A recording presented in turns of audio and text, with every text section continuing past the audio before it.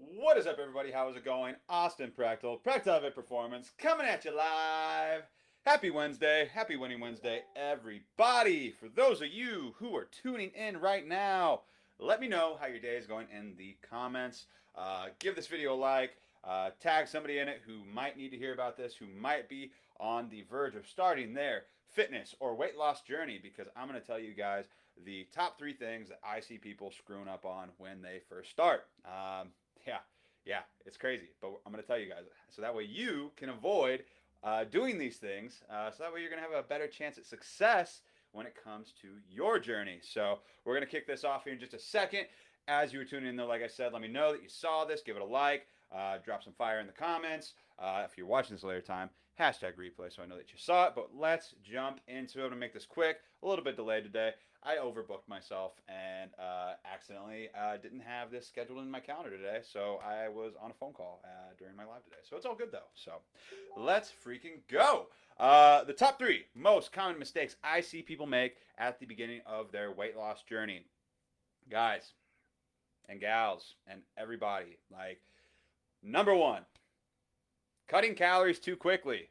You ever been in that situation where you started trying to like lose weight and you don't know what you're doing necessarily at that time? You don't really understand nutrition, maybe, and you are like you put your shit into MyFitnessPal or some other random calorie calculating like shit online, or maybe you're not even doing that, and you're just like, I'm just gonna stop eating. I'm just gonna stop eating. I'm gonna go from eating a bunch like I had been maybe to nothing. I'm gonna have like it's that like whole like meme where it's like, oh, I got to lick an apple today and have half an almond and I got to yeah, just like it's crazy. Yeah, people just cut calories way too fucking quickly, right? People just cut calories way too quickly, and what happens when you do that? One, you're starving and you feel like shit all the time, and you cut your wiggle room down for weight loss like crazy. You cut your wiggle room down for weight loss like crazy because your the whole concept of metabolic adaptation, like I talked about a couple days ago, that happens a lot quicker. You have this like this is like your wiggle room for weight loss. This is where your calories are, where you can eat food and not gain weight or lose weight. That's your maintenance. If you drop that shit like a piano falling out of like an apartment building, like your metabolism is going to adapt a lot faster than it otherwise would have if you would have like gone slow and steady.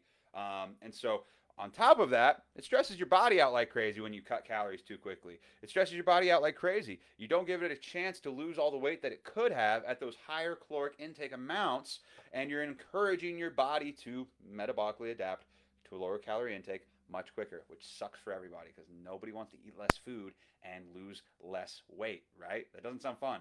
So don't sacrifice long-term success for short-term misery where you're gonna lose a little bit weight. You're gonna lose more weight, like maybe for that first week or two, but then you're gonna plateau and feel like shit the whole time, right? We don't want that. Nobody wants that. So stop cutting your calories too quickly. A lot of people, for the most part, just like drop their shit like by 1,000 or 1,500 or whatever it may be.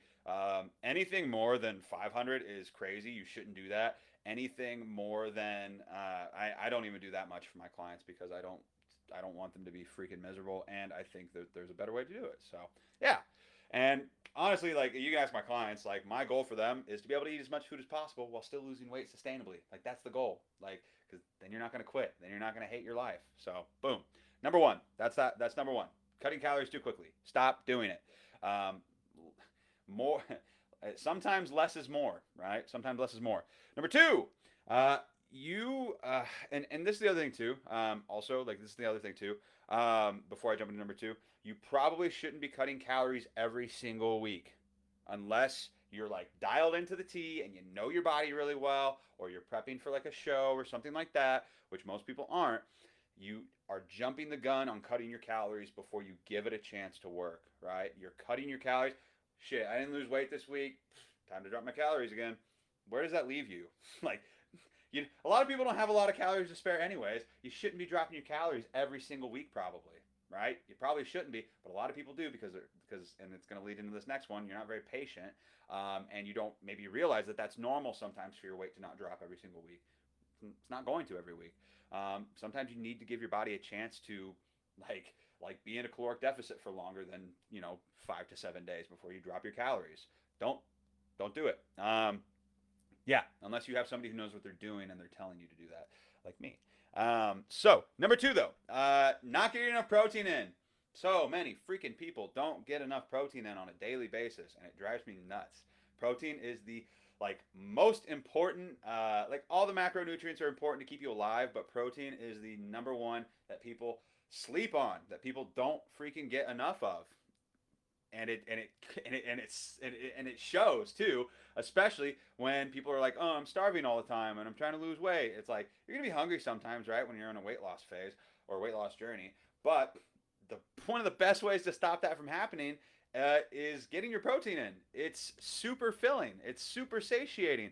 It's the thing that your body needs to build and maintain muscle. And if you guys are starting to lose weight, if you're trying to lose weight, guess what? Your body's going to lose fat, but it's also going to lose muscle. And the best way to prevent muscle loss and atrophy long term is to focus on getting enough protein in and strength train. Give your body a reason to hold on to that muscle so that way you're happy with how you look by the time you get to the end goal. Otherwise, you're going to get to your end goal and maybe you're not going to look how you wanted to look. Maybe you're going to feel crappy. Maybe you're not maybe you're going to be upset with the progress that you made because you didn't get enough protein in and gave your body a reason to hold onto as much muscle as possible while you did it. So protein, super important. Your body can't make muscle out of carbs and fat. Trust me. If they did, everybody would be freaking jacked. And that's definitely not the case, right? That's definitely not the case. So make sure you get enough protein in. Otherwise, you're screwing up and you're making your fitness or your weight loss journey a hell of a lot harder than it needs to be. So, boom. Number two. Um, Number three is not having realistic expectations and being impatient, which results in quitting. Does that make sense though? These first two, right? These first two that I just went over. Does that make sense? Give me a yes in the chat if you see this. Let me know that you're following along. A lot of you guys might have done this before, have felt like this before. Number three though, not setting realistic expectations and being impatient and quitting.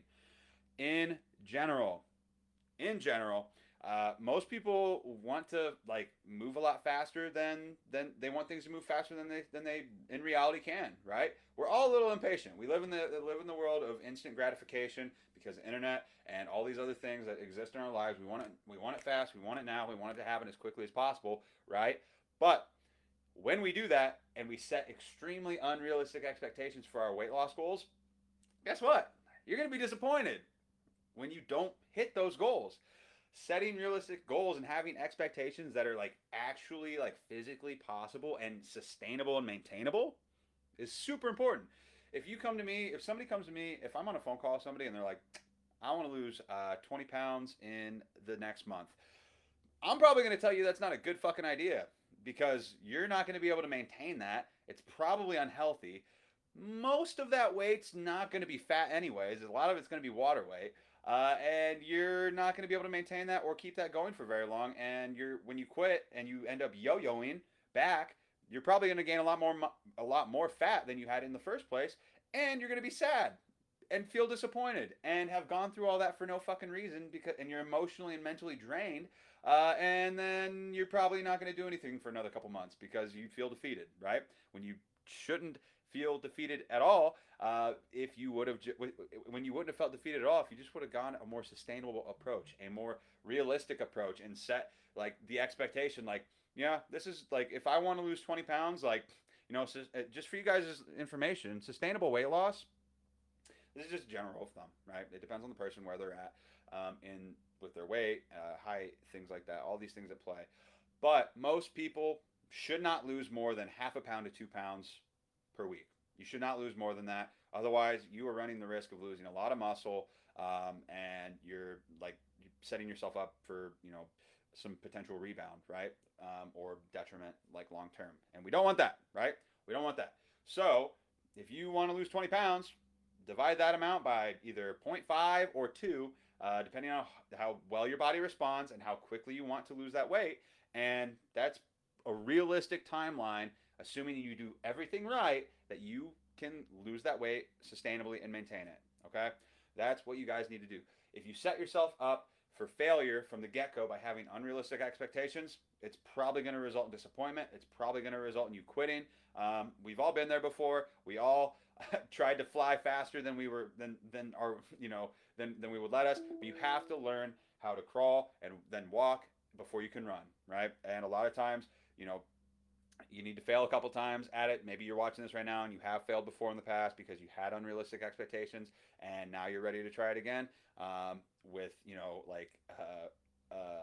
a more like realistic perspective. But so many people come to me a lot of times and they have these like crazy goals, and I'm like, you're not. That's not going to happen. And if it does happen, you're not going to probably be able to keep those results. Sorry, but and anybody who is watching this right now and they're like, but my aunt lost like 30 pounds on keto in 1 month and blah blah blah blah blah. Okay, that's fine. Good for your aunt, and I'm happy for her. I really am. I hope she gets to maintain it, but 9 times out of 10, I guarantee you that they're not going to, and that they're probably going to be back in the same place that they were, or worse off, within the next like 6 months to a year. It's probably going to happen because they can't sustain that shit. They can't sustain keto diets more often than not. They can't sustain these like diets where you can't have carbs at all, right? Like most people cannot do it.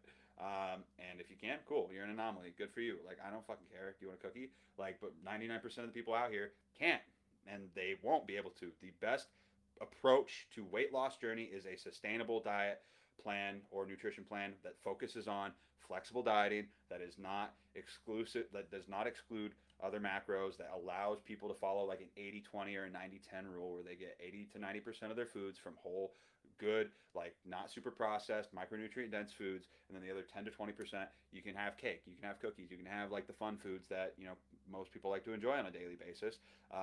That's sustainable, right? Like most people aren't going to be able to reach like, oh, what's up, John? How's it going, man? This is me to a T. I am too sporadic on what I want to do. Yeah, you are, but that's okay. We're working on it, man. That's part of the process, right? And so, that's just how it is sometimes, right? And we figure that shit out for ourselves through trial and error, and eventually we'll get to where we are, where we need to be. And that's part of it. But yeah, guys, like set realistic fucking goals for yourself, right? Because you're like don't set yourself up for failure from the get go by having unrealistic expectations, because it's if you try to take shortcuts, you're just going to shortcut yourself. That's how it works. If you do this the right way, the sustainable way, going for long term, like getting to keep the progress that you make, you're going to be just fine. You're going to get there. And you're not going to care if it took you 20 weeks or if it took you 40 weeks. When you get there, you're going to be happy that you got there and that you did it the right way and that you're able to maintain it and do this long term for yourself. So, yeah. If you guys, if that resonates with you, like give me like a hell yes in the chat, or let me know that you feel that, because like, what's the point in losing all that weight and going through all that emotional and mental stress if you just fucking gain it all back and then you're miserable the whole time, and then you're like, well, what the hell was that for, right? It was for nothing. You wasted all your time. Hopefully it was a painful lesson in the long run to like realize like that you can't do it that way. But a lot of people don't realize that, and they just think that something's wrong with them and that they suck or that they failed, when your game plan from the get-go, your expectations from the get-go were messed up. They weren't accurate. And a lot of it's not your fault, because you see all these like fucking weight loss gurus online. They're like blah blah blah blah blah, or like these keto gurus, or these people online, or these commercials that are like, burn all this fat by in 10 days and blah blah blah blah blah. And it's like you're getting that shit pumped into your brains every single day, like on commercials and TV and shit on a daily basis since you were like 10 years old. Like, of course you're gonna like think that that's the norm, but it's not the fucking norm. It's not. And once you recognize that it's not, and you realize that like, slow and steady wins the race, you're gonna be in a much better place for weight loss and to actually succeed at your journey. So boom. Cool. Those are my top 3 mistakes that people make when they're first starting a weight loss journey, right? Let's review real quick. Number 1, right? Cutting calories too quickly. Number 2, not getting enough protein in, like overall. And number 3, being impatient and not having realistic expectations from the get-go. Cool. Let me know your number 1 takeaway. Let me know which one of those resonates with you the most, what one you're going to work on for yourself. If you're new to a weight loss journey and you are trying to And you're feeling stuck, you're feeling like you don't know what you're doing, like send me a message, let me know. I'd be happy to try and help out. But yeah, cool. Happy freaking Wednesday. It's Winning Wednesday.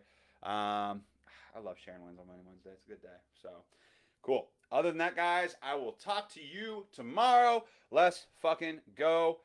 Peace, everybody.